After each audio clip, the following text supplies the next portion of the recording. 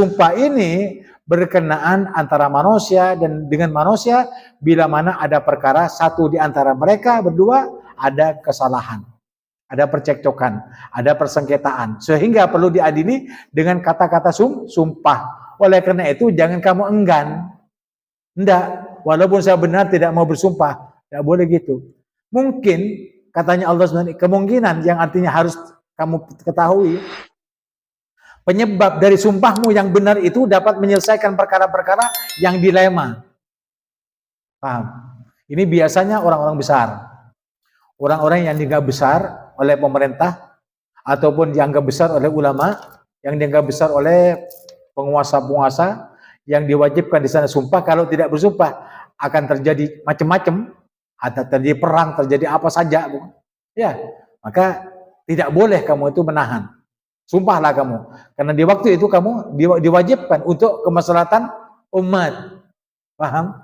Artinya tidak boleh kamu menahan untuk menyampaikan kebenaran dengan sumpah. Karena menyampaikan kebenaran dengan sumpah itu menekankan bagi pendengarnya bahwa saya itu bukan pembohong. Paham?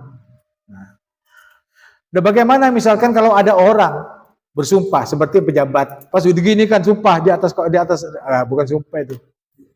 Hah? Kan biasanya kalau presiden ya disumpah, ya ada Al-Quran. Bukan itu.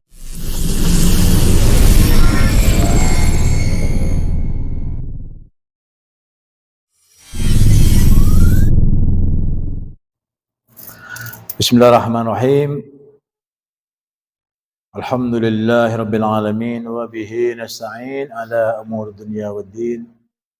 Rabbi syrah li sadri wa yassir li amri wahlul 'uqdatam min lisani yafqahu qawli, amma ba'du.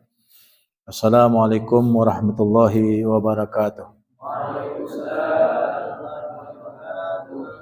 Hadirin hadirat yang dimuliakan Allah, alhamdulillah di sore hari ini kita dapat berkumpul di tempat yang mulia, di majlis yang mulia, membaca kitab yang mulia dari firman-firman Allah Subhanahu wa taala di dalam Al-Qur'an yang disampaikan setiap minggunya, insyaallah membuahkan kecintaan kita kepada Allah Subhanahu wa taala, kepatuhan kita kepada Allah Subhanahu wa taala, dan kesungguhan kita di dalam meneladani di kehidupan Rasulullah sallallahu alaihi wasallam. Karena Al-Qur'an ini adalah akhlaknya Rasulullah. Al-Qur'an ini adalah ilmunya Rasulullah. Al-Qur'an ini adalah peri kehidupan Rasulullah. Artinya apa yang ada pada awal surat Al-Baqarah sampai An-Nas, atau dari surat Al-Fatihah yang berhubungan dengan Allah, dan An-Nas yang berhubungan dengan manusia, hablun minallah wa hablun minan nas, ini semuanya menjadi sempurna bila mana kita mempelajari dan ingin mengetahui isi dan kandungan daripada Al-Quran. Oleh karena itu jangan sampai ada kesempatan yang tidak disanggupi untuk dihadiri pelajaran-pelajaran yang terus eksis dari surat ke surat tanpa dipotong-potong, sehingga menjadi sempurna dan menjadi kafah pengetahuan kita di dalam mempelajari Al-Quran. Sekarang sudah sampai kepada ayat 224. A'udzubillahi minasyaitonirrajim. Wala taj'alullaha urdatan liaymanikum an tabarru wa tattaqu wa tuslihu bainan nas. Wallahu sami'un alim. Dan janganlah kamu menjadikan Allah sebagai penghalang karena sumpahmu untuk berbuat kebajikan dan ketakwaan dan perbaikan hubungan di antara manusia. Dan Allah Subhanahu wa taala Maha mendengar lagi Maha mengetahui. Itu artinya. Allah Subhanahu wa taala mengatakan wala taj'alullaha, dan janganlah kamu menjadikan Allah. Jangan jadikan Allah itu sebagai penghalang. Artinya kalau kamu menjadikan sumpah itu untuk kepentingan Islam, demi kepentingan iman atau ketakwaan, perbaikan, dan juga hubungan di antara manusia supaya adil dalam hidup, maka hendaknya kamu bersumpah. Ya, jangan jadi penghalang. Jangan takut maksudnya. Jangan takut bersumpah dengan nama Allah. Nah, sumpah itu ada 3 saja. Namanya ismul qasam. Jadi isim ya. Sumpah. Ya, apabila ada kalimat di awal kalimat terdapat 3 huruf ini, maka itu adalah sumpah. Seperti waw, ya. Wallahi, billahi, tallahi. Kalau ada orang bersumpah dengan wallahi, saya tidak pernah mengambil milik kamu. Jadi yang menyuruh sumpah itu wajib percaya. Wajib percaya. Kenapa? Karena sumpahnya pasti benar. Yang namanya sumpah dari manusia terhadap manusia karena Allah, maka sumpah itu jatuhnya pada diri nama Allah Subhanahu wa taala. Wallahi, demi Allah saya tidak mengambil. Demi Allah saya sudah berkata jujur. Demi Allah saya tidak berbuat korupsi dan sebagainya. Jelas? Kalau ada orang bersumpah dengan nama Allah 3 ini, wallahi, billahi, tallahi, wajib percaya. Apalagi hakim. Hakim,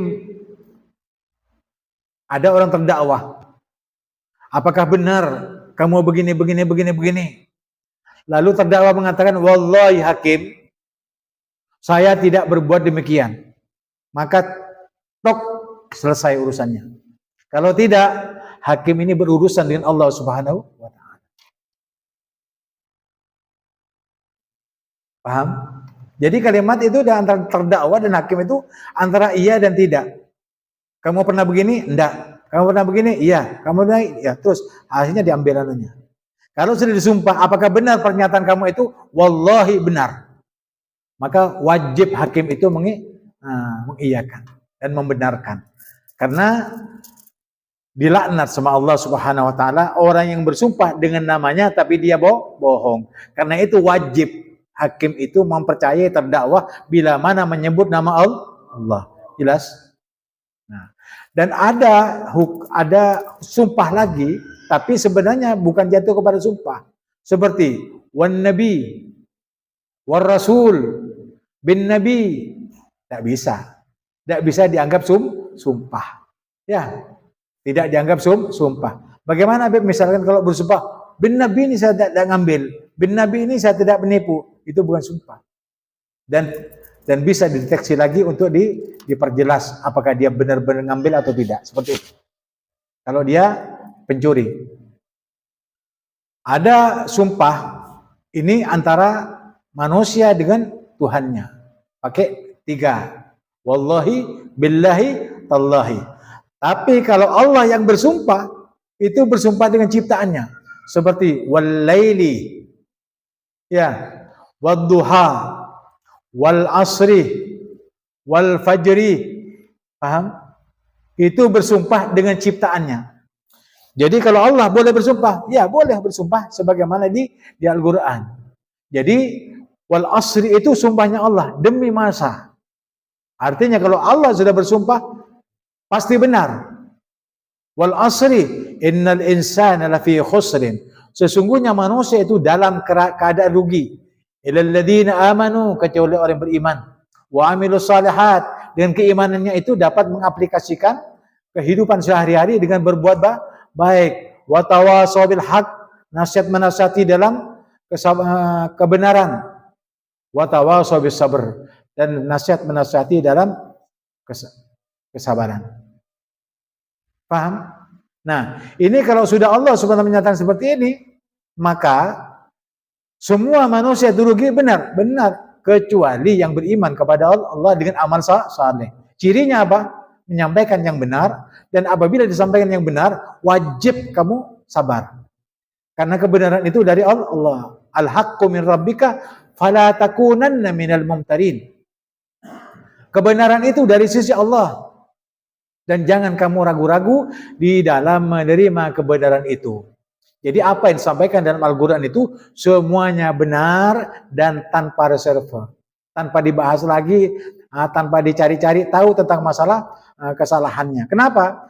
Karena semua firman Allah itu semuanya benar. Dalikal kitabul la raiba fi. Ini kitab Al-Quran tidak ada keraguan-raguan di dalamnya. Kalau ini berhentinya la raib itu la nahi, la nafi. Nafi ini jangan ragu kamu. Tapi la raiba fi itu lain lagi artinya.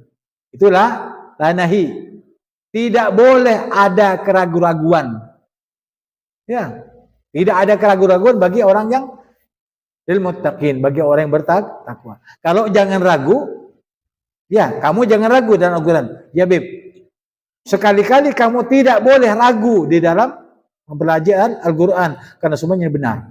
Jadi pakai la nafi atau la nahi sama saja. Ya, karena tidak merubah perintah. Ya, dari Allah Subhanahu wa taala. Nah, sumpah ini berkenaan antara manusia dan dengan manusia bila mana ada perkara satu di antara mereka berdua ada kesalahan, ada percekcokan, ada persengketaan, sehingga perlu diadili dengan kata-kata sumpah. Oleh karena itu jangan kamu enggan.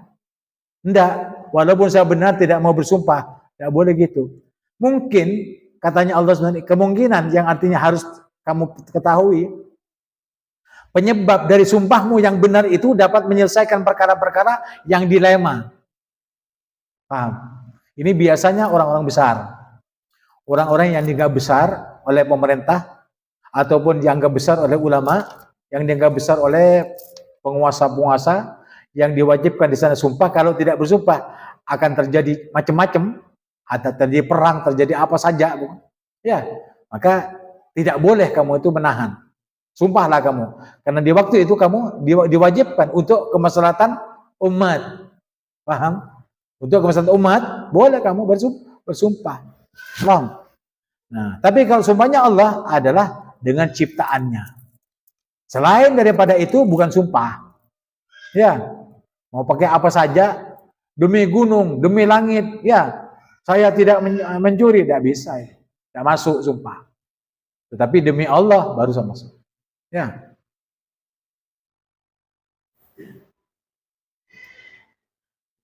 Nah, janganlah kamu menjadikan Allah itu penghalang, ya, untuk meneguhkan, ya, kebenaran itu dengan sumpahmu.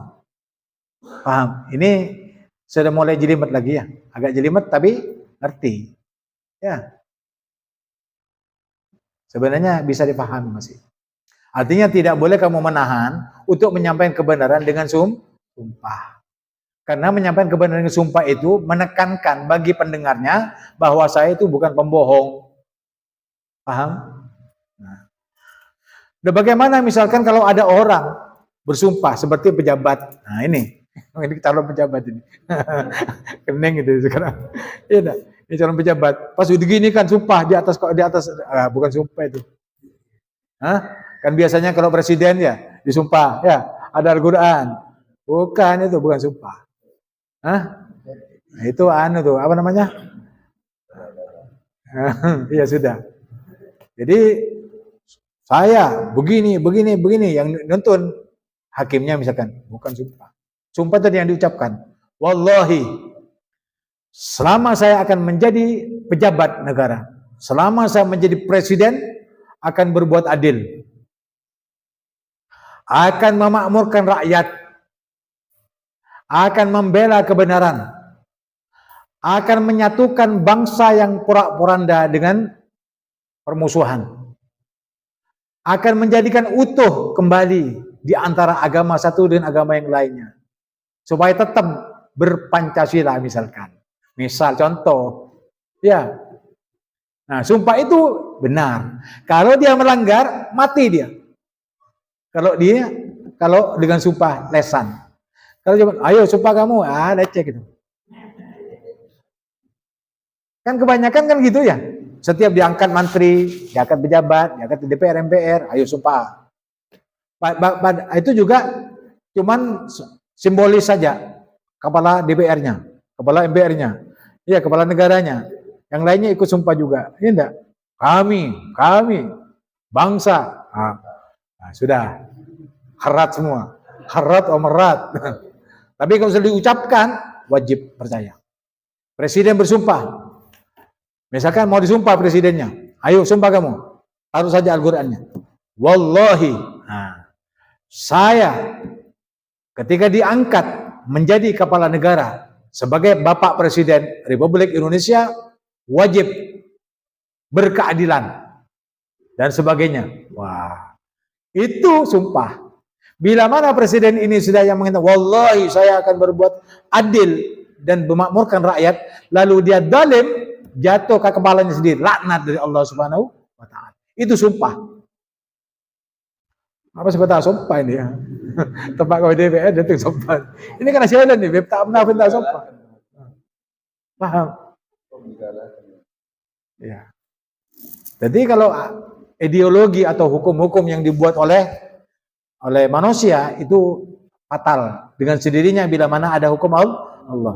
Hukum manusia, ideologi yang dibuat oleh manusia sebagai ketetapan hukum, TAP, MPR, DPR dan sebagainya, itu tidak diberlakukan oleh Allah SWT kalau tidak bersesuaian dengan apa? Dengan ayat-ayat Allah. Bila dilanggar, tidak ada dosa. Orang melanggar ideologi atau hukum yang dibuat oleh manusia, tidak ada dosa. Tetapi kalau ada hukum Allah yang dilanggar sedikit apapun, dia dosa. Kenapa? Karena perintah Allah, Sang Pencipta yang dilanggar. Tapi kalau di antara manusia hanya mengatur, bukan apa? Bukan hukum. Hukum itu adalah hukum Allah. Alaihissallahu biahkamil hakimin. Bukankah Allah sebaik-baik pemberi hukum atau hakim yang seadil-adilnya?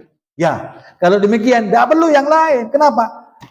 Udkhulu fis silmi kafah. Masuk kamu kepada hukum-hukum Allah, hukum Islam secara sempurna. Ini sempurna sudah. Al-yauma akmaltu lakum dinakum wa atmamtu alaikum ni'mati wa raditu lakumul Islam dina. Kalau demikian, tidak perlu hukum lain. Kalau bagaimana Habib, kalau saya ini kan di Indonesia kan ada hukum tata negara, hukum ini, hukum macam-macam. Ya hukum berlaku sesuai dengan karakter manusia. Jadi karakter manusia yang artinya perlu dijabarkan yang ada dalam Al-Quran. Kalau bertentangan dengan Al-Quran tidak ada. Contoh di dalam Al-Quran itu kan tidak ada. Kalau ada lampu merah kamu berhenti, tidak ada. Nah itu dibuat oleh manusia, boleh. Kalau aturan itu dilanggar, ya dosa, tidak dosa, ditilang. Ditilang dosa, tidak dosa, bayar saja. Jelas? Orang naik kendaraan harus pakai SIM, stop sama polisi. Mana SIM-nya? Tidak ada, Pak. Kalau tidak ada kamu tilang. Berapa bayar? 1 juta. Bayar 1 juta. Bukan dosa. Tetapi kalau batasan-batasan hukum-hukum Allah dilanggar, jatuh dosa. Paham? Nah, bagaimana dengan sumpah? Ya seperti itu juga. Kalau ada orang bersumpah dengan nama Allah, lalu dilanggarnya atau dibohonginya, maka laknat itu jatuh kepada dirinya sendiri. Oleh karena itu, yang diperdengarkan bahwa saya sudah bersumpah, lalu kamu tidak percaya, maka laknat akan menimpa kalian semuanya. Kalau demikian, itu sudah bukan sumpah pocong, lecek itu. Bahlul itu kalau sumpah pocong. Ustaz tekankan ya, karena ini banyak orang yang sok-sok pinter. Ya, kalau ada orang, walaupun dia kiai, walaupun dia ulama, lalu mengada-ngada sumpah pocong, lalu diadakan sumpah pocong sebagai adat istiadat, maka dia telah membuat sumpah-sumpah palsu. Apakah dia tidak mengerti ulama ini terhadap adat ini? Tahu, Pak. Kenapa harus mengikuti adat? Tidak usah diikuti, adat bukan hukumnya Allah, hukumnya manusia. Sama dengan polisi itu, hukum adat, hukum negara. Negara itu adat. Ya. Jadi ada yang sok-sok, saya jago ya enggak. Sudah gue menjagung itu ya salah. Hah? Gak megagak tapi salah. Gak megagak apa? Nabrak hukum-hukum Allah. Yang biasa saja. Jadi hukum itu ketetapan dari Allah. Selain itu bukan hukum, namanya peraturan atau perundang-undangan. Apa undangan apa? Tata negara. Paham? Biar kamu tahu. Ya, supaya orang Islam itu tidak diumbang-ambingkan dan hukum-hukum yang dibuat oleh manusia dibuat syariat. Ayo sumpah pocong. Sampai yang ini. Saya enggak. Kan duaan orang itu. Ya, duaan itu kan acarok nih. Cetong mengatakan ini, yang A mengatakan A, yang B mengatakan A. Yang A mengatakan B, B mengatakan A. Ada sumpah pocong. Nah. Cint mari sumpah pocong tak ada pocong. Iya. Tidak mati dia. Pernah Habib marah sama orang yang sok-sok pinter ginian. Sumpah pocong, yendarin dia Habib. Kamu telah membuat suatu dusta terhadap Nabi Muhammad SAW. Karena Nabi Muhammad tak pernah ada sumpah pocong. Padahal kamu sudah ulama, padahal kamu sudah pinter, padahal kamu sudah ahlul Quran. Tapi sok-sokan mengadakan sumpah pocong. Bahlul ini. Tak ada di kiai lah, tak ada di Tuhan. Benih Ustaz mau kiai itu di atasnya Ustaz. Hormat sama kiai. Kenapa? Kiai itu warathul anbiya. Ulama itu pewaris para nabi. Walaupun di kiainya orang desa, sak desa-desanya, walaupun dia orang tak ngerti bahasa Arab ataupun tak, pokoknya dia kalau sudah ahlul Quran, sudah ulama. Ulama itu yang takut kepada Allah, yang mewarisi ilmu Allah dan Rasulnya itu ulama. Dan yang takut atas siksa atau hukum-hukum Allah, tidak sembarangan.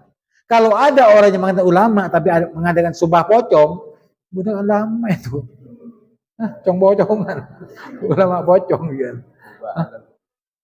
Nah, kalau mubahalah lain lagi, mubahalah lain. Mubahalah itu lain.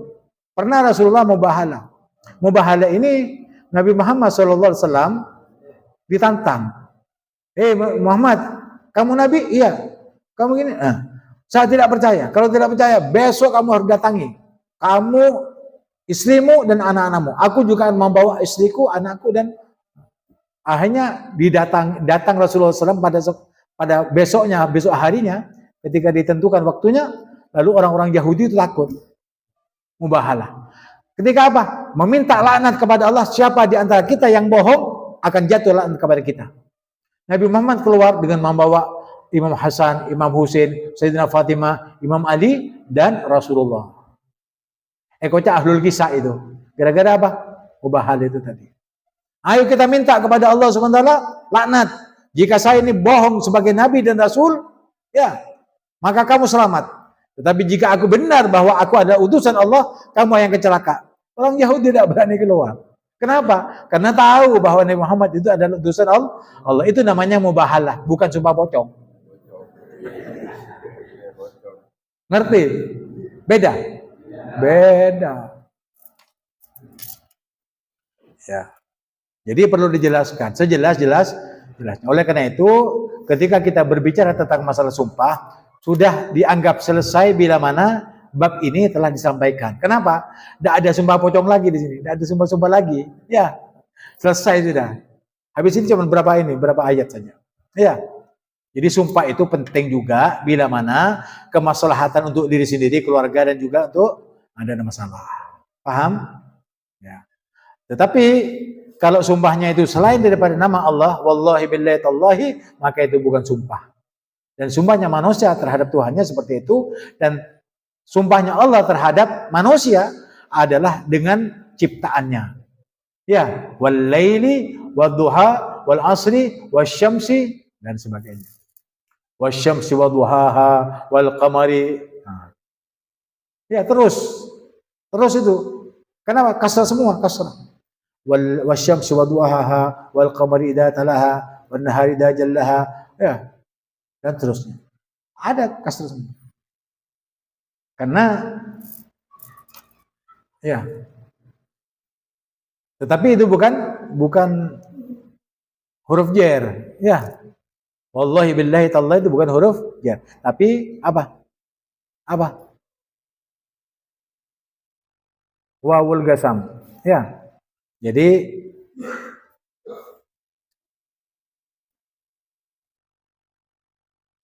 sumpah, ya.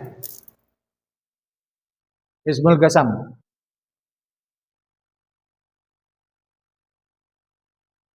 Jangan kamu jadikan Allah itu sebagai penghalang untuk melaksanakan sumpahmu. Antabarru. Supaya kamu itu berbuat baikan. Kalau ini baik, kenapa harus tidak sumpah? Sumpah saja. Biar orang tambah yakin. Ya.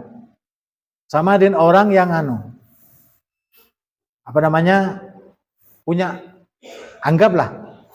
punya sesuatu kebaikan, ya, dirinya dengan Tuhan, benar, wallahi selama saya mengamalkan ini amalan yang saya berikan kepadamu, pernah terjadi kepada diri saya. Nah, orang yang mendapat ijazah itu, ya, orang yang mendapat ijazah itu ingin mengamalkannya. Ketika mengamalkan, dia dapat juga, baru itu boleh memberikan ijazah. Sekarang orang yang baca Fatihah tidak ngerti memberikan ijazah. Ya apa? Coba lihat di YouTube tuh. Saya ijazahkan kamu, jika kamu ingin kaya seperti ini. Jika kamu ingin supaya istrimu tunduk kepadamu, baca ini. Jika kamu pingin, ayo baca ini. Lecek kepin itu. Ya. Cina ben bayi maca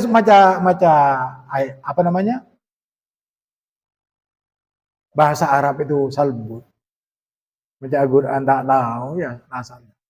Abri ijazah. Pas ada ngodeng ngadukon tuh, tidak. Ngadukon nyembi ayat-ayat Allah. Kita masuk dah. Ngabisikin semua nabi berada ya.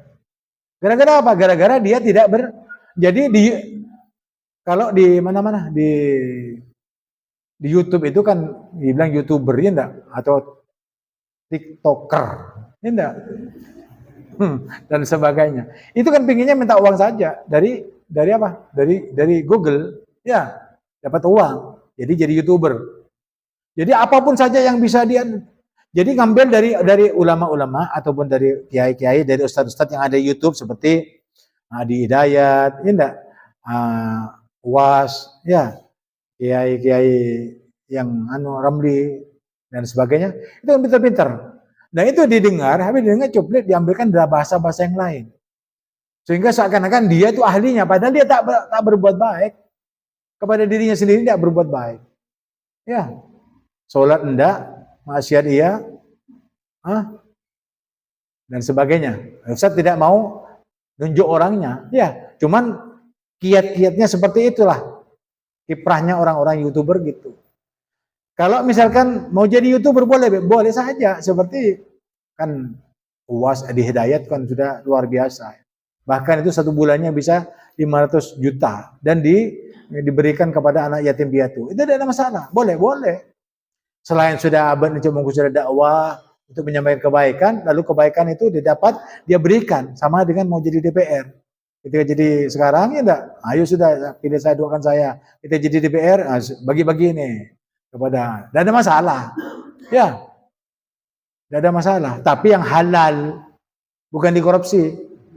Pemerintah dikorupsi diberikan sama orang kakan haram ya, kan nggak itu? Tidak boleh gitu, ya. Iya, biar tahu. Jadi boleh, ya. Tetapi yang halal, yang wajar, ya. Jadi kalau misalkan itu untuk kebajikan, itu tidak perlu kamu takut bersumpah. Ya, demi kemaslahatan umat atau menyampaikan kebaikan, kebenaran di jalan Allah. Paham? Wa tattaqu, dan bertakwa kepada Allah.